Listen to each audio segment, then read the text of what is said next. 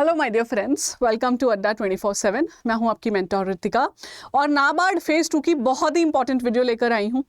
10 most important topics, 10 separately ESI के, 10 separately ARD के, 10 separately English के। ये टॉपिक्स मैं आज आपको बताने वाली हूँ जो कि बहुत काम आने वाले हैं फेज 2 की प्रिपरेशन में। ठीक है, तो बढ़े फिर इस वीडियो में आगे, क्या बोलते हो? अगर आप ये वीडियो पहली बार देख रहे हो, हमारे चैनल पे पहली बार आए हो, वीडियो तो पहली बार ही देख रहे हो, चैनल पे पहली बार आए हो, तो do not forget to subscribe to our YouTube channel. बहुत सारे इंपॉर्टेंट वीडियोस हम लेकर आते हैं और फेज़ 1 में इतने मैराथन्स पढ़ाए हैं, नहीं देखे हैं तो अब देख लेना, फेज़ 2 के लिए भी मैराथन्स लाएंगे। ऑल्सो हमारा ऐप प्ले स्टोर से डाउनलोड करके अपने फ़ोन में रखिए और उसको यूज़ कीजिए। बहुत ही यूज़फुल एप्लीकेशन है, काफ़ी सारा कॉन्टेंट फ्री मिलता है। और अगर कभी कोई कोर्स, कोई बुक बाय करना है तो इसके थ्रू करना, मैं कोड दे दूंगी एंड में, कोड लगा के मैक्सिमम डिस्काउंट मिलेगा। ठीक है, चलें आगे। तो एक बार ही ना आपको थोड़ा सा फेज 2 के बारे में बता देती हूँ। Also guys, I have also made a separate video on the 45 days study plan. तो जब मैं वो लेकर आई थी तो बच्चे मैंने देखा कह रहे थे कि मैम 45 डेज तो है ही नहीं, कम डेज हैं। देखो, एग्जाम डेट आपको पता नहीं है अभी, ठीक है, उसके ऊपर से कुछ भी अज्यूम कर लेते हो तो बहुत गलत करते हो। 45 डेज का स्टडी प्लान बहुत ही सोच समझ के बनाया था, तुरंत फेज 1 के बाद में। उसको देखो, उसको मॉडिफाई कैसे करना है, अगर लेट वीडियो देखोगे ये भी बताया है उसमें। ठीक है, और उसको कॉम्प्लीमेंट करना इस वीडियो के साथ में। ठीक है, फेज 2 में जी आपका इंग्लिश आना है, पेपर 1 जिसको मैं बोल रही हूँ, है ना, 100 मार्क्स का। This is gonna be common for all the streams. General stream है आपकी, हॉर्टिकल्चर से हो, फिशरी से हो, आईटी से हो, सिविल से हो, ये पेपर तो देना ही पड़ेगा। ऐसे आता है 40 मार्क्स का, लेटर आता है 30 मार्क्स का, रीडिंग कॉम्प्रिहेंशन सॉल्व करना होता है 30 मार्क्स का। यही पैटर्न रहा है अब तक। अगर कुछ चेंज करना चाहेंगे, सरप्राइज देना चाहेंगे, वैसे नाबार्ड ऐसा नहीं करता, बट करना चाहेंगे तो प्रेस ही डाल देंगे लेटर की जगह, क्योंकि आरबीआई में ऐसा होता है।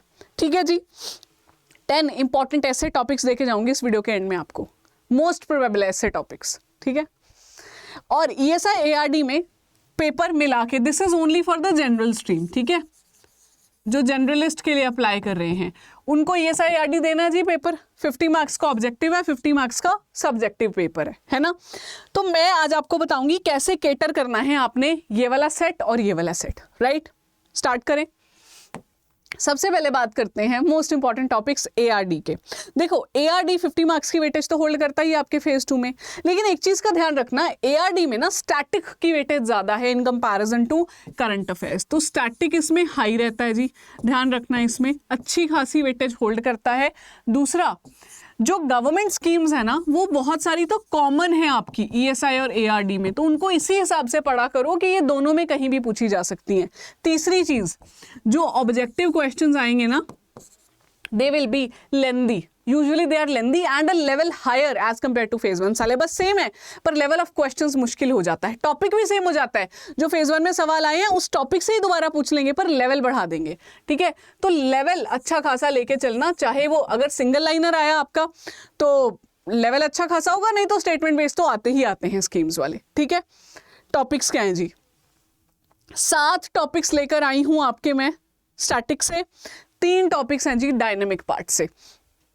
एग्रोनॉमी पढ़ रखा है, दोबारा पढ़ लो अच्छे से, लेवल क्वेश्चंस का हायर करके। Agri engineering, animal husbandry and poultry, soil and irrigation, agro meteorology, agro forestry, social forestry पे क्वेश्चन आया है, PYQs पे अलग वीडियो डाला है। प्लांटेशन हॉर्टिकल्चर और cropping system and farming system, ये पढ़ लो इनको अच्छे से। अगर पहले से पढ़ रखा है रिवीजन कर लो, नहीं पढ़ रखा है अब पढ़ लो, टाइम है। उसके अलावा government schemes are going to be important for you. Government schemes का तो इंपॉर्टेंस है ही है, चाहे वो एग्रीकल्चर रिलेटेड हो या रूरल डेवलपमेंट रिलेटेड हो। एआरडी का पेपर है ना, तो आपने कौन सी स्कीम्स पढ़नी है आपका पता है। मैं अलग वीडियोस बना चुकी हूँ कि 10 मोस्ट इंपॉर्टेंट स्कीम्स या most important MCQs on schemes, लेकिन मैं कहूँगी 9 मंथ्स में जो स्कीम्स न्यूज़ में रही हूँ वो कवर कर लेना। कैसे ढूंढोगे? पीआईबी पे स्कीम्स आई होती हैं अगर खुद कर रहे हो, नहीं तो आप करंट अफेयर्स तो फॉलो करते आ ही रहे हो किसी ना किसी सोर्स से। फेज 1 भी तो दिया ही है ना, वही वाला सोर्स उठा लो और अच्छे से पढ़ लो। स्कीम्स पे भी लेवल हायर क्वेश्चन आ जाएगा। एग्री स्टैटिस्टिक्स, जैसे horticulture data, production data, advance estimates, MSP, जो स्टैटिस्टिक्स होता है वो कवर करना। वेटेज कम है करंट की बट है। और रिपोर्ट्स, जैसे जो नाबार्ड रिलेटेड रिपोर्ट्स हैं, फेज 1 में कम आई हैं, इस फेज 2 में भी कम ही एक्सपेक्टेड है, बट कर लोगे तो अच्छा रहेगा। नाबार्ड की एनुअल रिपोर्ट हो गई या फिर और कोई अगर ऐसी मिनिस्ट्री ऑफ एग्रीकल्चर वगैरह की रिपोर्ट आएगी। ठीक है, ये हैं जी आपके टॉपिक्स ARD के। अब लेके चलती हूँ ESI पे। ESI में थोड़ी सी कहानी बदलती है क्योंकि यहाँ पे वेटेज करंट अफेयर्स की ज़्यादा है, तो मैंने स्विच कर दी साइड्स। यहाँ करंट आ गया, यहाँ स्टैटिक आ गया, ठीक है। ESI में गवर्नमेंट स्कीम सबसे इंपॉर्टेंट रोल प्ले करने वाली हैं, और ये आप अज्यूम करके चलो कि पैराग्राफ बेस्ड क्वेश्चंस आएंगे आपके, ठीक है। फिर मत कहना सवाल मुश्किल था, स्कीम कौन सी पूछ ली। प्लस 9 मंथ्स में से कहीं से भी पूछ सकते हैं, और लेवल अच्छा खासा होगा, ठीक है। स्टार लगा रही हूँ। स्कीम पढ़ी हुई सिर्फ बहुत नहीं है, अच्छे से इन डेप्थ पढ़ी हुई स्कीम की रिक्वायरमेंट है। रिपोर्ट्स एंड इंडाइसेस फेज 1 में नहीं आए तो कम आने के चांसेस हैं, बट अगर छोड़ के जाओगे पक्का दिक्कत आने वाली है पेपर में, क्योंकि रिपोर्ट्स ऐसी चीजें हैं जो एक्सपेक्टेड है कि पूछा जा सकता है ना। वैसे नाबार्ड फॉलोज द ट्रेंड कि वो जैसा फेज 1 में पेपर आया उसी तरह का फेज 2 में उठाते हैं पेपर, बट स्टिल रिपोर्ट्स थोड़ी बहुत तो आपको आनी चाहिए। Rankings and dices, PIB current affairs, of course PIB current affairs पढ़ने हैं, वही 6 महीने का टाइमलाइन है, 6 to 9 मंथ्स का मैं टाइमलाइन देती हूँ। स्कीम्स और रिपोर्ट्स के लिए मैं कहती हूँ 9 महीने कर लो, करंट अफेयर्स के लिए आप 6 महीने कर लो। और एक्ट्स एंड बिल्स, अगर कुछ इंपॉर्टेंट एक्ट्स जैसे अभी वुमेन रिजर्वेशन बिल पास हुआ है, इस तरह के कोई इंपॉर्टेंट चीजें पास हुई हो तो वो पढ़ लेना। अंडरलाइन उनका कोई आर्टिकल आ रहा हो वो भी पढ़ लेना, स्टैटिक पकड़ लेना, पूछ लेते हैं ना उस पर, ठीक है। ये चीजें पढ़नी है आपने करंट के कॉन्टेक्स्ट में। लेके चलूँ आपको स्टैटिक में, तो स्टैटिक के मेरे वही चैप्टर हैं जो मैं हमेशा बोलती आई हूँ, ठीक है। एक चेंज किया है मैंने, यहाँ पे इंडियन एग्रीकल्चर को ज्यादा एम्फेसिस दे दिया है मैंने इस बार यहाँ पे। वैसे मैं इंडियन एग्रीकल्चर अज्यूम करती हूँ ARD पढ़ रहे हो तो वहाँ चीजें पढ़ोगे ही, पर मैं कहूँगी इस बार ESI में अच्छे से पढ़ के जाना। उसके भी 2 सब टॉपिक्स हैं। मेजरमेंट ऑफ ग्रोथ पढ़ोगे, GDP GNP वाला chapter. Monetary policy fiscal policy तो है ही रेलेवेंट। पावर्टी अनएम्प्लॉयमेंट स्कीम्स के लिए भी इंपॉर्टेंट है। हिस्ट्री ऑफ इंडियन इकोनॉमी जिसमें रिफॉर्म्स हैं आपकी, LPG रिफॉर्म्स आ गया, 5 ईयर प्लानिंग वाली चीज़ आ गई। इंटरनेशनल इकोनॉमिक इंस्टीट्यूशंस जैसे WTO, वर्ल्ड बैंक, IMF, इनमें जो इंडिया का रोल चल रहा है। ये इंडियन एग्रीकल्चर, ये आप पढ़ते हो, आपको आता है, बट आपने पता है स्पेसिफिकली क्या पढ़ना है। Non institutional and institutional agencies in India जो क्रेडिट के लिए हैं, और फूड सिक्योरिटी इश्यूज जैसे कि NFSA, PDS, ये वाले टॉपिक्स है ना, पब्लिक डिस्ट्रीब्यूशन सिस्टम, वो वाले टॉपिक्स अच्छे से प्रिपेयर कर लेना। इतना कर जाओ आपका ESI डन है। एंड ट्रस्ट मी, नहीं I should trust you rather, मुझे ऐसा कहना चाहिए कि आई ट्रस्ट यू कि आपने 50% कवरेज कर रखी है, ना करते हुए भी अगर फेज 1 दिया है। I can trust you on that, right? I am hoping, ठीक है। अब ये तो हो गया ESI ARD, ये जो 2 स्लाइड्स बताई हैं 100 नंबर के लिए, ठीक है। अब जैसे मैंने कहा था, अब इंग्लिश में ना it's more about practice, that you should know how to write a letter. Letter लिखने का एक मेथड होता है, फॉर्मल इनफॉर्मल लेटर का। रीडिंग कॉम्प्रिहेंशन तो सॉल्व कर करके ही आएगा आपको करना, कि आंसर ढूंढना आना चाहिए, उसको लिखना आना चाहिए। ऐसे है जो पेन पॉइंट बन जाता है। तो मैं आपके लिए 10 मोस्ट प्रोबेबल ऐसे टॉपिक्स लेकर आई हूँ। यही मेरी वीडियो का हाईलाइट है, ये मैंने उसमें भी नहीं मेंशन किया अपने थंबनेल में, ताकि जो बच्चे एंड तक रुकें वो उनको ही ये फायदा मिले। जो शुरू में ही निकल जाते हैं ना कि चलो देख लिए थोड़ा सा वीडियो चलते हैं, उनके काम का नहीं है ये। जो रुके हैं उनके लिए ये 10 most important topics for English essay writing. Benefits of digital India for agriculture, sustainable agriculture, contribution of MSME sector in Indian economy चल रहा है, ये पहले भी आ चुका है। कंट्रीब्यूशन ऑफ मैन्युफैक्चरिंग सेक्टर पहले आ चुका है 2021 में। Women reservation, need for the same, climate change and its impact on Indian economy, इन सब पे ऐसे तैयार करो, ठीक है। India and Olympics, can India host Olympics in coming years, इस तरह का कुछ बनाना। Railway is the backbone of Indian logistics, बहुत लॉजिस्टिक्स पे काम चल रहा है, ट्रेनें नई नई आती जा रही हैं। Fintech in India, financial inclusion भी हो सकता है, तो फिनटेक या फाइनेंशियल इंक्लूजन मान लो इसे, इनमें से किसी एक टॉपिक पे लिखना, क्योंकि आपके पास ना 4 ऑप्शंस आते हैं ऐसे लिखने के, उनमें से एक चूज करना होता है, ठीक है।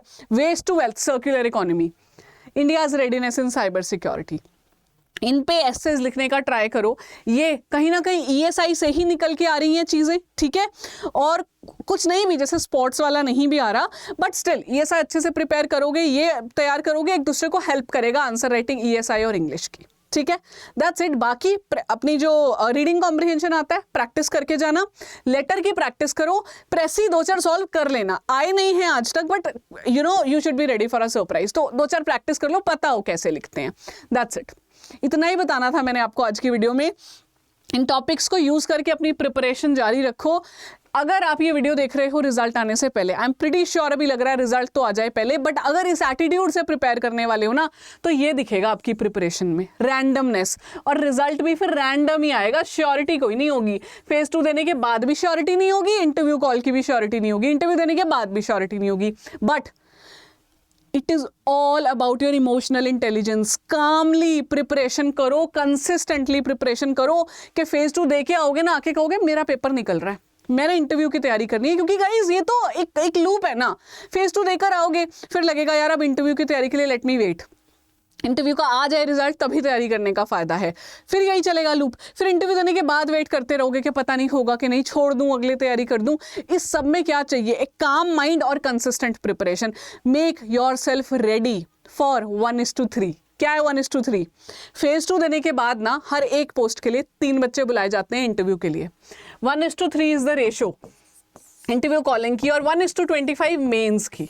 मैं आपको 1:25 तो मैनिफेस्ट करने को बोल ही नहीं रही, मैं तो कह रही हूँ 1:3 मैनिफेस्ट करो, क्योंकि जब आप इंटरव्यू देने जाते हो 33% चांसेस हैं सिलेक्ट हो जाओगे। ठीक है, तो अगर ये वीडियो यूजफुल लगा तो आपने कमेंट करना है I am going to be in 1:3, ये लिखना, ये मैनिफेस्ट करो, मैं चाहती हूं आप कमेंट करके, और इसी के साथ प्रिपरेशन अपनी अच्छे से तैयार कीजिए। ठीक है, that's it guys, thank you so much for your precious time. कोई डाउट हो मुझसे पूछना, कमेंट कर दो। मेरा टेलीग्राम ग्रुप है, I hope you know, Ritika Chawla अड्डा 24/7 लिख देती हूँ जिनको नहीं पता है, just go and find it out. Free group है, काफ़ी बच्चे आपस में डिस्कशन करते हैं, मैं भी कोशिश करती हूँ वहाँ पे आपके डाउट सॉल्व करूँ। ठीक है, तो वो मैं ही देखती हूँ वो ग्रुप, तो आप उसमें ज्वाइन कर लेना, वहाँ पे भी मैं आपके डाउट रिजॉल्व कर सकती हूँ।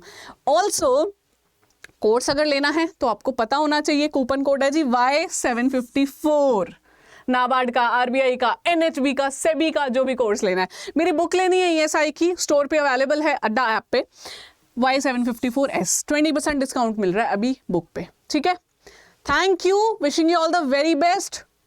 आई am going to be in 1:3, ये लिख के जाना है आपने। Bye bye, take care.